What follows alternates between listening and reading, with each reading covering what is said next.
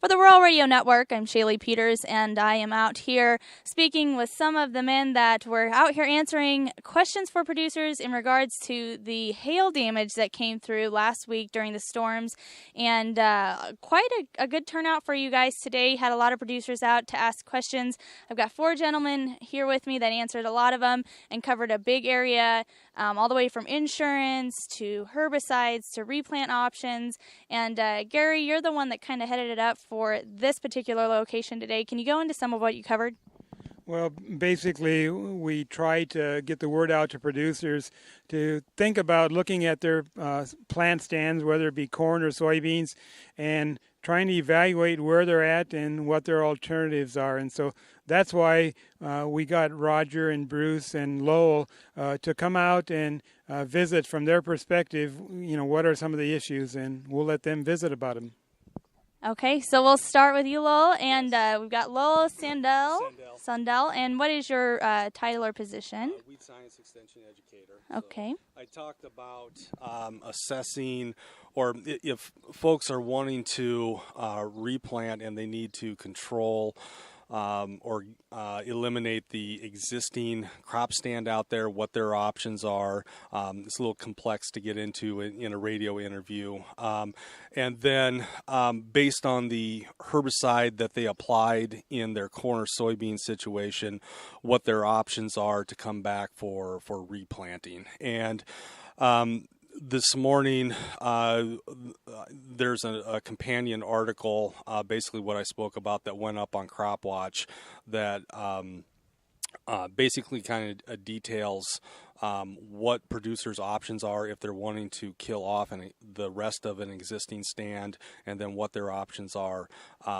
for replant based on the herbicide that they applied earlier this year. And these storms are never a good time to have them, but it came at an interesting time of the year where they did get planted, they did have their herbicide on, and now that kind of limits them on their replant options. What were some of the questions you were addressed with, and then some of the answers you had for that?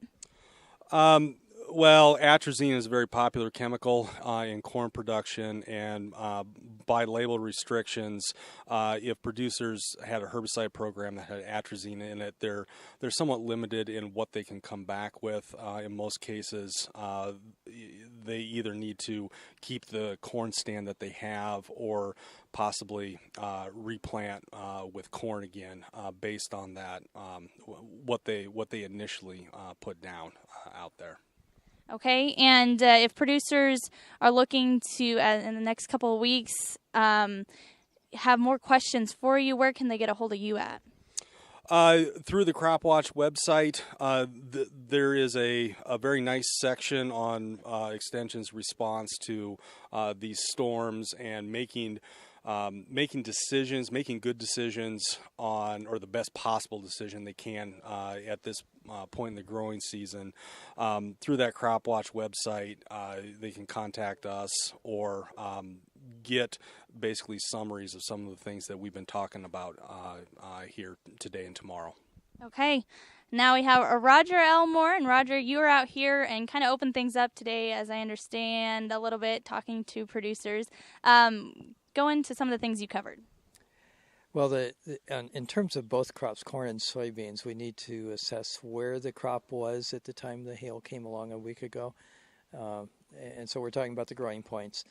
And the only way you can know that is by looking at recovery. And some of the soybeans are recovering now, and some of the corn is recovering now. And you can see that new growth coming through. So if you question that at all, in this field here, there's some plants that look like they might make it, but you aren't quite sure. Well, the only way to know for sure if they would have made it or not is to literally dig them up, section the stem, I'm talking about corn here, and determine whether that growing point is viable or not. It's kind of like a pyramid at in the lower part of the stem, just a little yellow point. And if that is kind of a creamy yellow, you probably have a viable growing point. What we found here, though, that was a little not as encouraging, is that in some plants there's a brown rot, a soft rot, occurring above that point, just above the growing point. The kind of weather we're experiencing today, the cool, wet Damp weather is not very conducive for regrowth, and it allows these bacterial organisms, probably bacterial, to come to invade the plant and to kill that growing point.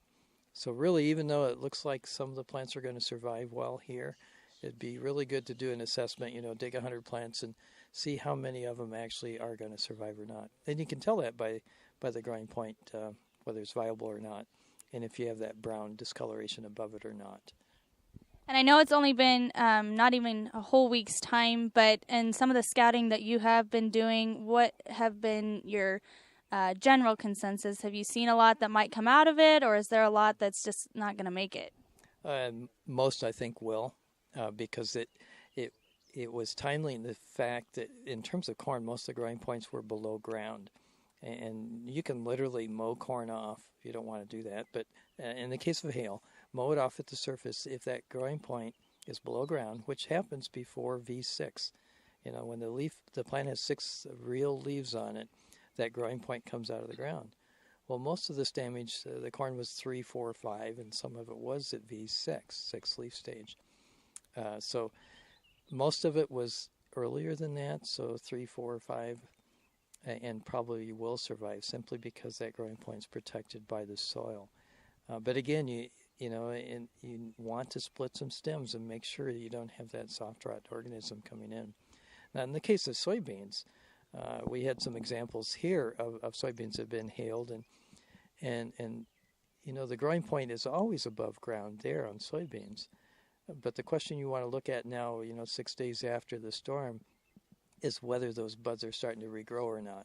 So at the cotyledonary nodes, there are 2 potential buds that can come out. So you have 2 chances there. And then the unifoliate are opposite also. There's 2 of them, the very thin leaves. And there are 2 buds there. So already we've got 4 potential regrowth places on a soybean plant. And most of the ones that Todd had brought here, and just as a show and tell, we're going to recover. So if you can get that plant to recover, whether it's corn or soybeans, you're far better off, from my view, to leave that, if your stands are sufficient, than tearing it up and starting over. Okay, and I know one thing that a producer addressed or asked about was if you had some bruising done to your stalks, how that would affect it if you decided to go ahead and grow it out, how that would affect the stalk later on, and what was the answer to that? Well, the thing that you have to remember there is where the plant is in terms of the growth stage. When you get to V6 and 7 and 8, the stalk is actually above ground, the actual stem of the plant. V5, 4, 3, and 2, and so forth, it's just leaf above ground. So it's really, you can't damage the stalk if you're in those earlier growth stages. Once you get beyond V6, though, and that internode and the stalk is above ground, you have to be aware of that. And that stalk bruising could create a place for organisms to enter and reduce stalk quality. I didn't see that here. But if the plants were further along, that could be an issue later on in the season. So you want to assess that as you get closer to harvest in terms of corn, and harvest the plants that you think are weaker, the fields that are weaker earlier. In terms of soybeans, that stem bruising down at the base of the plant can create problems later in the season if it's significant. It doesn't quite girdle the stem, but it's kind of that nature that you'll see hail damage on one side of the plant. Once that plant may survive, but when it develops a full leaf load and full pod load and full seeds, the thunderstorms can break those off right at the ground level. It looks like you cut it off with a sickle mower. So be very aware of that when you're assessing soybean stands. Okay, thank you very much. And finally here we've got Bruce Anderson. And Bruce, you did a kind of an interesting spin on today because you covered some forage options, if they've got livestock, or some cover crop options. Can you go into that? Well, I think one of the things we've got to do if we're thinking about taking care of livestock is really take a close look again at what the herbicide program has been, because a lot of the herbicides that we use for either corn and soybeans are going to prevent us from using some of those alternative forage crops. This is really the time of year when we would be planting things like forage sorghums or Sudans or millets if we wanted them.